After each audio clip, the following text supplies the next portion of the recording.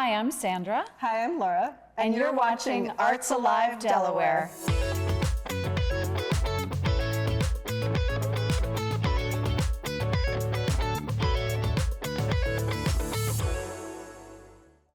Laura likes to say we're great art in the heart of Delaware. We're a fully accredited museum in the state's capital, Dover, on the historic green. Just a wonderful collection of American art. And for most residents of the Delmarva Peninsula, we are the only accredited art museum within an hour's drive. We are the art that's close to home, that really shows our community, reflects our community, and offers a great venue for that kind of respite from the day to discover something new. Well, we are founded with the collection of Sewell C. Biggs, Delaware native, who really loved this state and art of the Delaware River Valley. And that was his great passion, as he collected decorative arts from the 18th, 19th century. He also loved landscape painting, wanted the museum to be a place where people could come, take a break, kind of reset their brain. So a lot of calming landscapes, great impressionist collection. But then we've continued to add to it too over the years. Our two fastest growing areas right now are contemporary art and illustration, because Delaware is the heart of illustration in the US. This is where the first school for illustration was founded, set up. So much of the visual culture of this nation came out of this region. And you can see all the aspects of that at the Biggs. We are 3 stories. So you do get to start back. The oldest object in our collection is from the 1600s in this area, and go towards the present. And one of the things that makes our museum special is that we really try to invest in artists living in this region today. That so many museums don't really pay attention to artists till after they're dead, when they can't really benefit from that attention. And we try to use our position to elevate artists whenever we can, to show work by living artists, to acquire works, be the first work that enters a museum collection for an artist who's just starting out, so they can benefit from that boost. When people come into our museum, they feel welcomed, they feel comfortable, they see art that's familiar to them, they see themselves in the art that we display, thanks to Laura and acquisitions that we've made recently, living artists, exhibitions, just a place where people can feel really comfortable and relax. Well, we serve the capital city of Dover, the state of Delaware, and the whole Mid-Atlantic region, because our collection is based on the art of the Mid-Atlantic region, the Delmarva Peninsula and beyond. And so we serve that audience broadly, but our members, the community members that come into the museum, that's who we're really focused on and trying to bring in and make them feel welcome. We also serve students, adults, children, military, because we're right there next to the Dover Air Force Base. So we have a broad audience and a very diverse audience. Dover is a minority-majority community, and so we do all that we can to reach everyone and make everyone feel welcome. And the Biggs is bigger than just our 4 walls, that we are not only a place for people to visit to see the collection in person, but we try to have a reach beyond that across the state. So we have programs like our Adopt an Artwork program to put reproductions of works in our collection into K-12 schools across the state, and then provide, through grant support, funds for teachers to buy art supplies, to do projects related to that artwork. We, based on our location, we are right at the heart of downtown Dover. We're across from this state legislature, we're right on the historic green, so we are a part of every major festival in the state as well, from the Pride Festival to Positively Dover to Juneteenth, and we actively participate in all of those as well.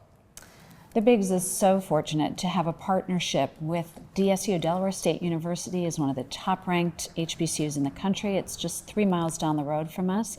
But through their acquisition of the Schwartz Center for the Arts, we have now a 500-seat venue just a block from the museum, which has been fantastic for arts lectures, even performing arts. We have a long-standing relationship with the Delaware Division of the Arts, and we host every year the award winners show. In the past, where we've just had the visual arts in the museum, now, this year, we had a whole performing arts piece at the Schwartz, so it was fabulous. We also now have a new initiative statewide with the Rehoboth Art League that we're affectionately calling PALS, or Partnership of Art Leagues, where we're bringing together art leagues from across the state for capacity building and networking, and the Bigs is the convener of that. We also just had a great experience partnering with Delaware Shakespeare, and they came and did a fabulous performance of A Winter's Tale in the sculpture garden in front of the Bigs. At the museum, there is the permanent collection, which is fabulous, but we're also kind of a space for community groups to come together and share what they're great at. So Delaware Shakespeare is a good example of that. We are also the venue that hosts the opening for the Dover Plein Air Festival. We have this great lawn in front of our museum where right now we have kinetic sculptures by Paul Daniel. These were shown in Lewis earlier this year as part of their Public Art Committee's project, and we had the opportunity to take those when they were coming down. But that space is always changing as well, that we have festivals out there, we have craft fairs. So it's this sort of larger area where people can come and share what they are great at. Well, at the Bigs, we have exciting programs and exhibitions. In the past, we've hosted 3 generations of Wyeth's Works from Bank of America collection.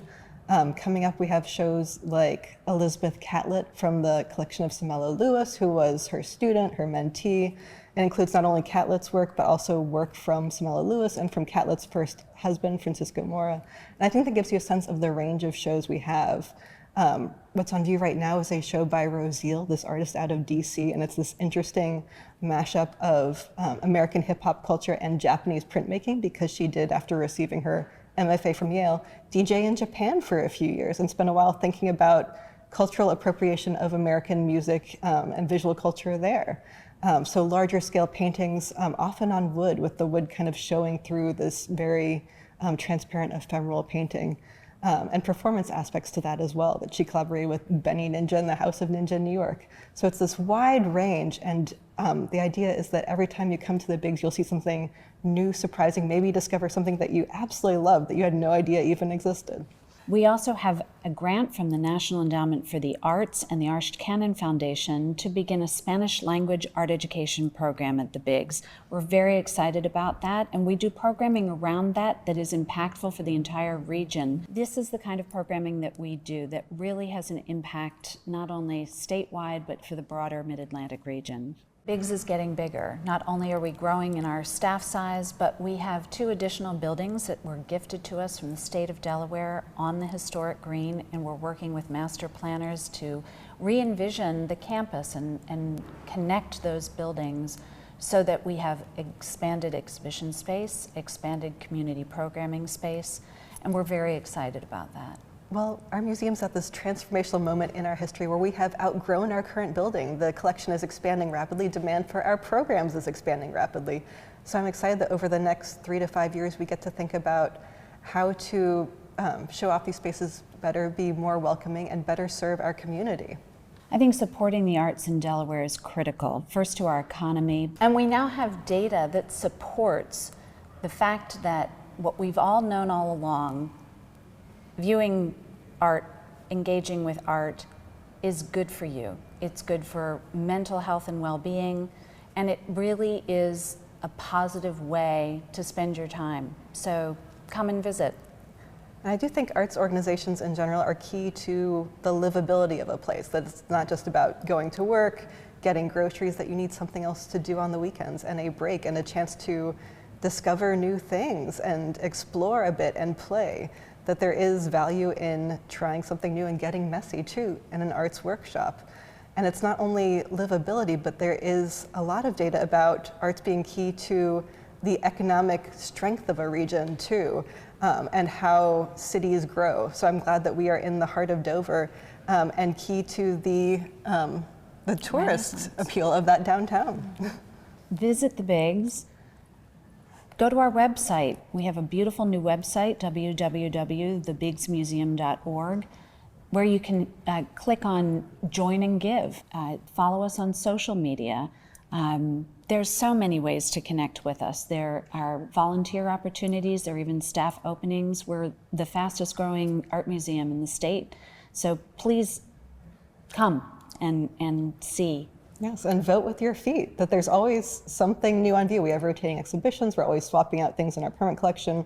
what's on our lawn is always changing. So come see it in person and then come back and bring a friend, that there's always something new to see as well when you come to the bigs. And I feel like a lot of times people have experiences with art very early in life, watercolor in an art class, some crafts in their school system, but that they lose that as they get older. And I love that I'm now in a position where I can offer those lifelong experiences to people to stay creative, because everybody is creative in different ways, and they need a chance to explore that a little bit more. So at the Bigs, we have a range of programs, from our Read and Make program with the library aimed at younger children, to creative veterans to create a sense of community and well-being for veterans around Dover, to our work with the Osher Lifelong Learning Institute for people who took one art history class in college and haven't thought about it since, to rediscover their interest and their love for that. So I love that we're in a position to create those opportunities.